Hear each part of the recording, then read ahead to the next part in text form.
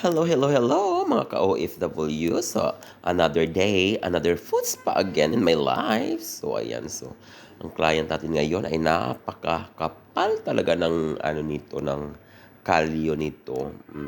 Tingnan nyo naman yan mga ka-OFW, no? Hindi halos tumatalab ang aking blade nang dahil sa sobrang kapal talaga. So, ayan.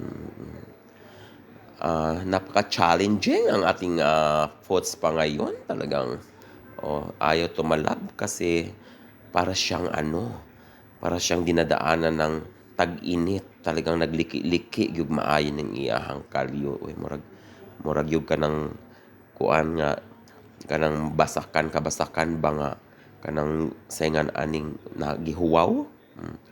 Murag di gyud madaro. Di ba? Tanawa na ninyo. Banti kuskus lang yung taanig maayo. Sige. Kada adlaw taani magkuskus morning na ila nagyud ko ani sa ko ang pagkakuan oy pagka maayo jud ko nang makuskus aning mga kalyo, di ba?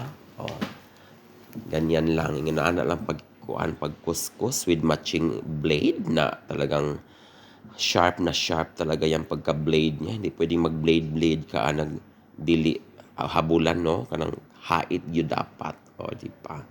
So, alalay lang doon kasi nga pag hindi mo pwedeng, kung hindi mo alalayan yung stroke ng kamay mo, papasok yan doon sa loob ng ang blade. Papasok yan doon sa laman.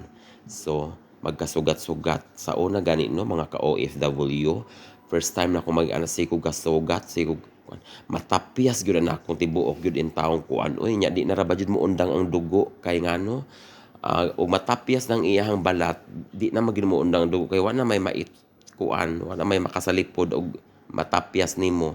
Ang akong gihimo, akong mukuha ko og kanang panit gihapon. Yeah, that's it for today.